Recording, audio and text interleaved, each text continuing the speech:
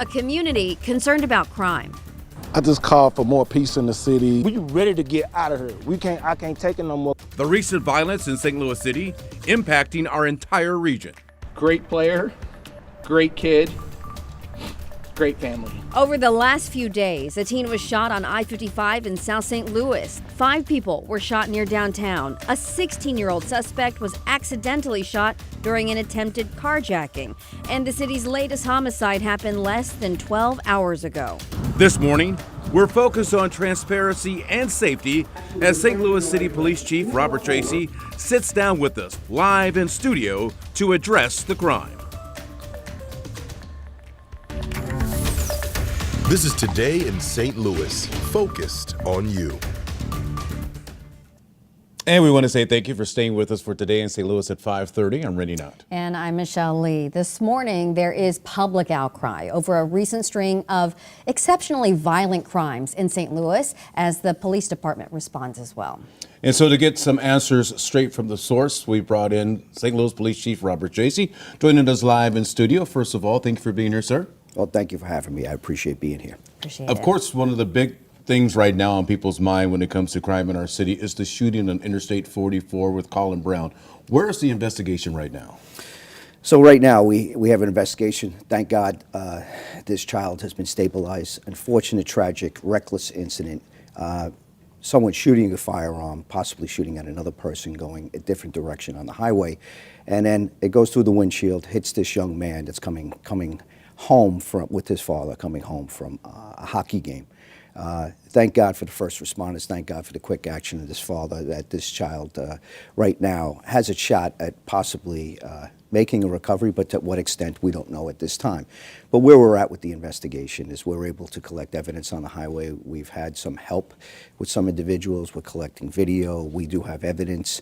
And then we're going to continue to ask help from the public to make sure that other people have seen this. Hopefully they can come through. We're looking at Crime Stoppers, tips lines, and then also continue to canvass and work video, used technology, and see if we can bring this person to justice. Another thing is a thing that we call National Integrated Ballistic Information Network. And when you collect shell casings, some of the things we're able to do on that highway give us some leads, and hopefully this is going to help us bring this person for this reckless act to justice, because this trigger puller deserves to be brought to justice. And so just for clarification, you believe that maybe it was someone shooting on the highway at each other, not someone from, I don't know, like another off building, the highway or like something. a structure. We're exploring everything, but you got to use some of the leads that we have right now. But we're possibly someone on the highway, probably shooting at someone else, and then we're taking a look at all leads. But this is a direction that we're going in at this time. The Michelle Hamilton case was one that really, our Hampton case, got a lot of people's attention because it seemed like a random act. Someone snatched, put in a car, drove around, and then eventually killed. How did you guys break that particular case? Well, when you take a look at a lot of our cases in the city, people are known to each other. So people are known to each other, and there's too many firearms. And when those get involved, you start to see the tragic results that we saw with Miss Hamilton. Miss Hampton, I'm sorry, very tragic what happened with this case. And we were able to break that case by working with the FBI, working with leads, working with cameras, working with cell phone technology. We were able to make sure that we brought this person to justice. But unfortunately, this is something where at first it might have looked like something random coming out of the city of Clayton. And in the end, we ended up making an arrest of an individual that lived in the county. Yeah. So this is not just the city of St. Louis issue. We're starting to see some violence. We see violence in the whole region, not only on this side of the river, but also in East St. Louis. Mm-hmm. I think it was just so harrowing to see someone get kidnapped, taken around, driving around to ATMs. It's a worse nightmare situation for people. Can we talk about this latest shooting, the investigation with the deadly shooting on Carr Street just last Sunday? What can you tell us about that? Well, what we have preliminary leads is that we have individuals that got into a dispute with each other. Of course, it started out that way. People that are known to each other start using firearms and shooting at each other. These individuals and some of the victims are not from the city. I won't say where they're from, but once again, we have individuals that are not from here. We have some good leads on suspects and individuals in a vehicle. Once again, picking up evidence, using video, gaining witnesses. I just want to say that our detectives and our police officers do a tremendous job. And then in the last couple of years, we've reduced homicides in the city to a 10-year low. And this year, we're actually lower than what we were before. And we have a homicide clearance rate that's well above the national average, hovering around 70% and was 75% last year. Good work by our detectives. Very difficult job that we're doing this day and age with the amount of guns that are out here. But this is not just a St. Louis issue. This is a nationwide issue, and I can speak to that because I've been in 3 other cities before I came here. Sure, and we do have those crime stats. I think in 2024 so far we've had 133 homicides. One is too many, of course, but when we're looking at 2023, I believe that number is 147. We have it on the screen there for people. So we have seen, what did you say, like maybe a 16% reduction or something like that, right? Correct, Over about a year over year. 16% reduction, a 21% reduction, but we're well below where we were in 2020. It's almost close to almost a 50% reduction when you talk about where we were at a high level in 2020. So this city's going in the right direction. One, too many. Still too many homicides. We're working on them, but we're trying to get those pullers off the street by great work by our police officers, and also leverage the technology that we have, and working with our ATF partners and with the Crime Gun Intelligence Center. We are doing everything we can to make sure we can hold these individuals accountable. And talk about holding them accountable, we can talk about a new circuit attorney that's helping us hold people accountable and make sure that having a good criminal justice system that's working properly is also going to help the city out. One of the things that's also alarming right now is the age of some of these shooters. We just had a couple of kids try to carjack a person and one end up accidentally shooting the other. How much is that an issue right now, guns in the hands of kids? This is the first state that I come to. Now I've been in New York, Delaware, and Illinois. I come here, and this is the first state where it's not prohibited for a juvenile to carry a firearm. That's alarming to me, and I think that's something that the state legislature has looked at.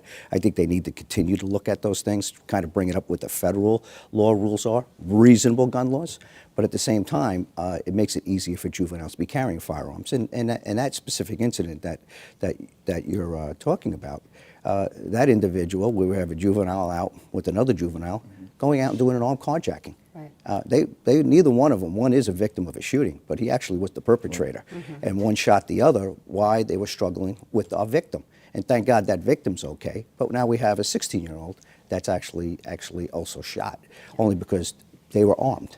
And I do think that is one of the scariest things about parents wanting to bring their kids downtown, thinking about who has guns in this city. And so often it is young people whose frontal lobe is not fully developed, who might not be getting the care that they need at home as well, and are fairly reckless.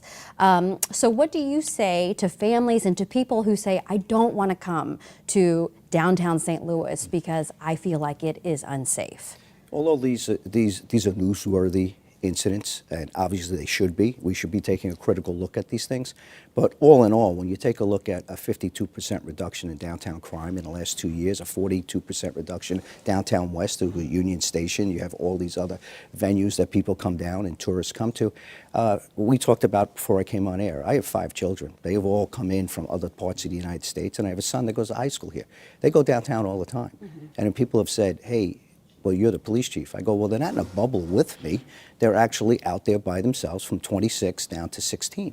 And so, yes, I would not be putting my own children out there if I didn't feel it was safe. If I can hit on one thing when it comes to juveniles carry firearms, or anyone without a concealed carry permit.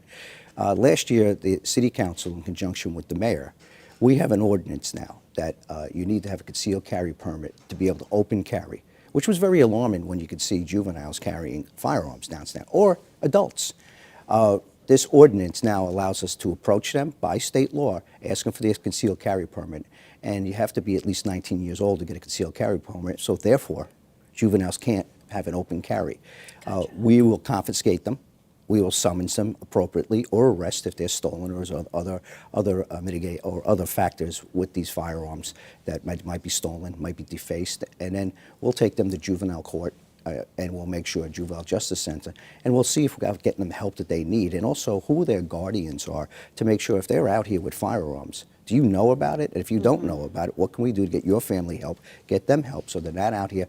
Because a lot of these kids, as you can see, if they're carrying firearms, not only a threat to other people, but they're a threat to themselves, as you can see for what just sure. happened Very with true, that last very incident. true. Yes, You know, absolutely. when you talk about the state, and we know right now that there's this push of maybe the state taking control of St. Louis City Police. What are your thoughts on that? And does that upset you to think that someone goes, hey, we need to take this away from your control? Well, this fight was going on well before I walked through the door. And when I walked through the door, they say it happens every year for the last 10 years. We have to understand that state control used to have it over 10 years ago, and the voters voted on it, and a lot of people wanted it to go back to local control. You have to work those kinks out, especially when you move for over 100 years in one system. I believe it's better under one mayor who answers to our constituency, is held accountable for crime, and then holds her police chief accountable, who she hired. I think that's a better way to go. And then there was benchmarks that they asked us when I walked through the door in 2023. I've been to Jefferson City more than a couple dozen times, and I've down there 2023 and 2024. I'm on the record talking about what has happened and how you can lower and make progress under local control. And there was benchmarks that they've asked us about. They've asked us about morale, pay, crime. Is the chief in charge of the police department? We've hit all those benchmarks because this mayor has put me in place to get that job done. And these men and women in this police department working with the community, technology, a CompStat methodology, they're doing a heck of a job, and our personnel's down just like every police department in the United States. I'm really proud of these men and women under this environment getting this job done, and our hats should be off to them, and therefore it should be celebrated by the state, by this progress that we're making. Because if you look at places that are under state control, are they doing any better than we are doing? Are they going in the direction we're going? I'll leave that up to investigative reporters to go take a look at that. But it's not this panacea of these places are doing so much better. They have their challenges just like us. They're down in personnel, and I think leaving us under local control is the best way to go. Other people have different opinions, as why will you be asking me that question? Yeah, it might be a fight that we'll be following, I'm sure. What are some of the biggest challenges that you have as a police chief, as a police department, and how can people support the department? I think in this day and age, we're coming out of a pandemic. We're coming out of civil unrest. We're coming out of a place that even goes back to Ferguson. Our police officers are doing this job each and every day because they care. It's a life of service. I've been doing this for 4 decades. I'm second-generation police officer. I'm so proud of these police officers still come in this profession. More and more are starting to come in. Our academy classes are getting bigger, a lot more support. And what I want to say, there's a small amount of people with loud voices that might be saying some things that, we've earned some things because of the actions of a few officers, but overall, police officers really want to serve the community. And we're in each and every community in this city, and they actually clap for our officers and give standing ovations when we come to community meetings together. And that is something we're starting to do more and more coming out of the pandemic. Community appreciates it, and if the reason crime goes down is because the community says, we're not doing this anymore, we're going to work with the police, we cooperate together, we build that trust, and that's why we're seeing the success that we're having. Good work by policing, working with the community and building that trust. Well, Chief Tracy, we really appreciate you coming in this morning. I think you were able to answer a lot of questions for a lot of folks, not just in the city, but also in the county, who in some ways don't really want to come up this way because of the crime. But I think as you spoke, I think they can get a better reassurance that, hey, things are going to be okay. And know that they have a role in it too. Yes. They have a role in helping. Appreciate you this morning. Thank you very much. Thank you. Thanks for having me. Thank you. All right.